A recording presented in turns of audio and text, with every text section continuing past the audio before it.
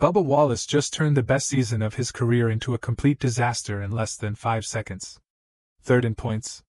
Favorite track. Fastest car in practice. And then he drove straight through 12 cars like they were nothing.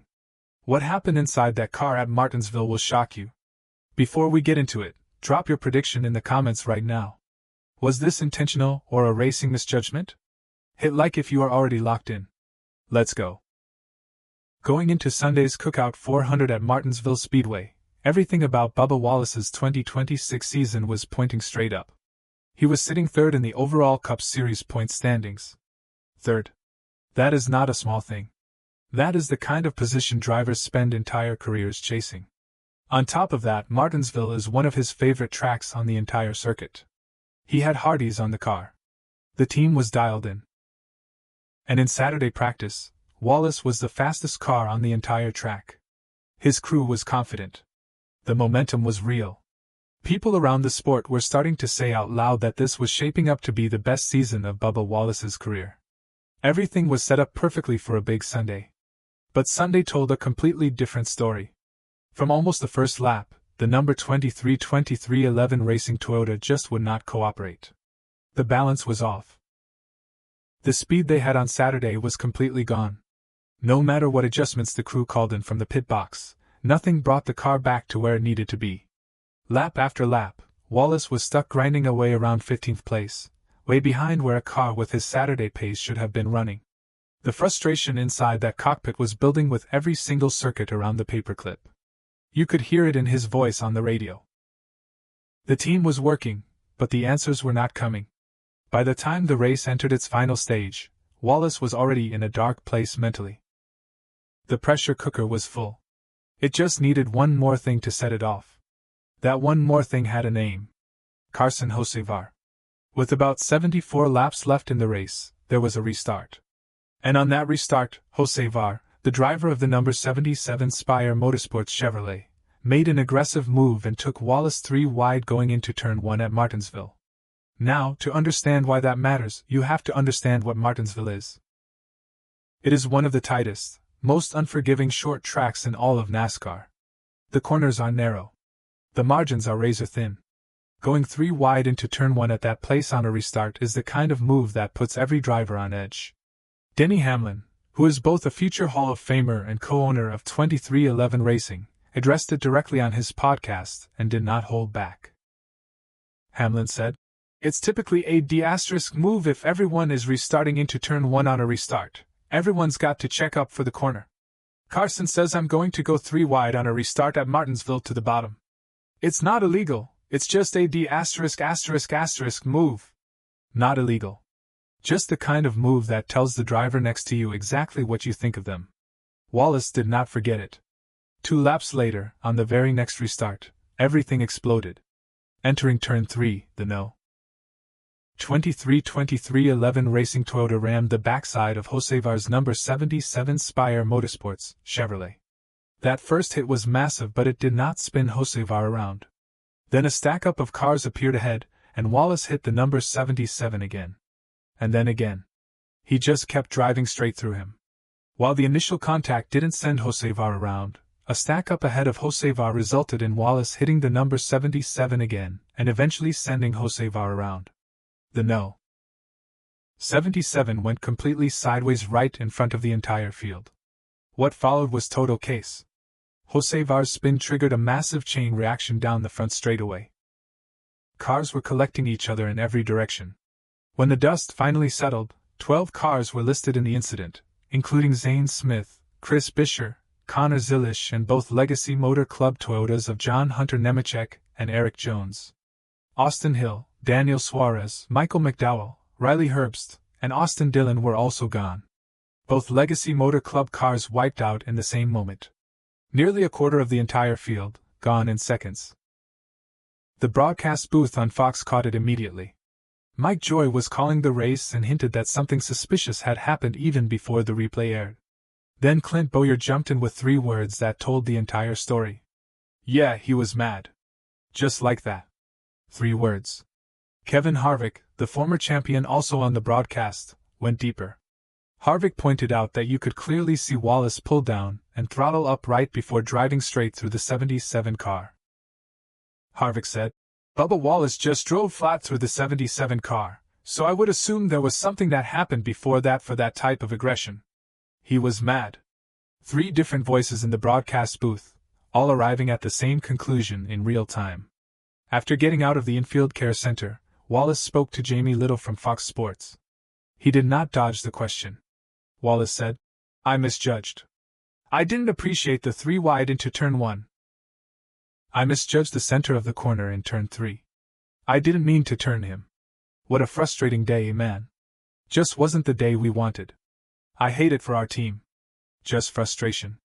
He did not claim it was clean racing. He did not deflect blame onto Hocevar.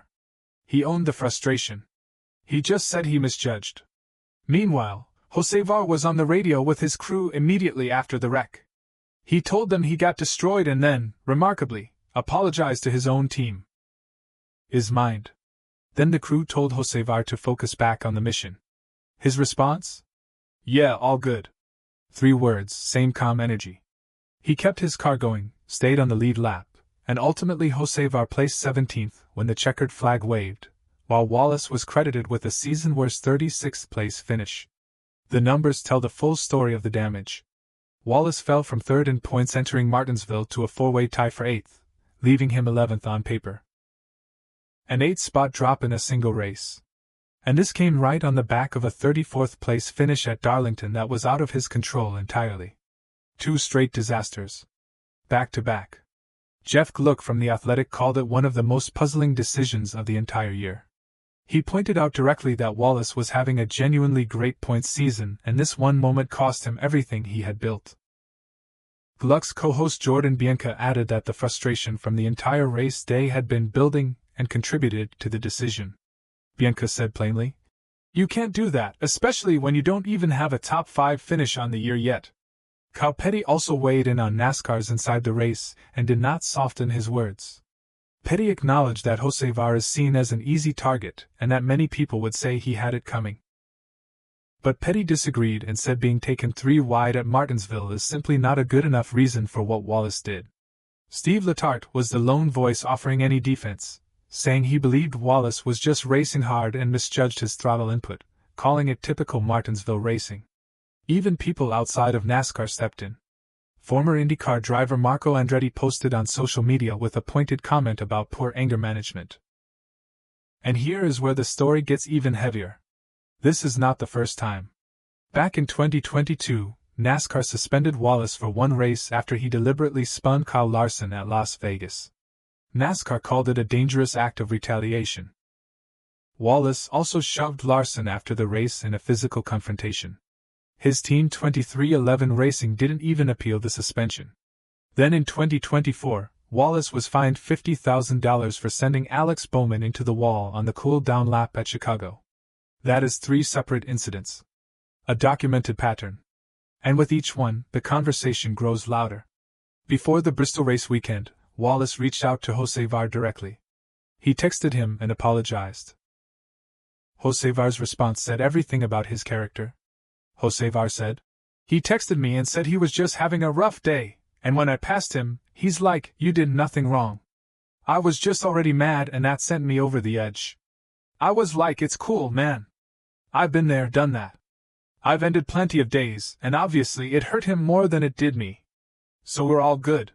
At Bristol, Wallace faced the moment directly. Wallace said, I've been mad at myself my whole life. It's just another day. Yeah, it sucks. I gotta tuck my tail and take it on the chin and move on. No one was happy about it, but we do know we have another opportunity in front of us to go out and rewrite the history books. Denny Hamlin on his podcast Actions Detrimental summed it up with no drama. Hamlin said, I made of it that Bubba wrecked himself trying to knock Carson out of the way. He just didn't let up, kept driving in there, and eventually it caused him to wreck himself and others. That's my take. The fan reaction has been completely split. One side is furious, saying Wallace threw away the best season of his career in one moment because he could not manage his emotions, and that his team works too hard to have it given away like that.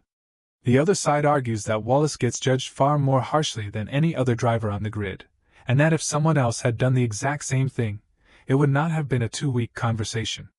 Both sides are loud and neither is backing down. As of the Bristol race weekend, NASCAR had not issued any official penalty, fine, or ruling.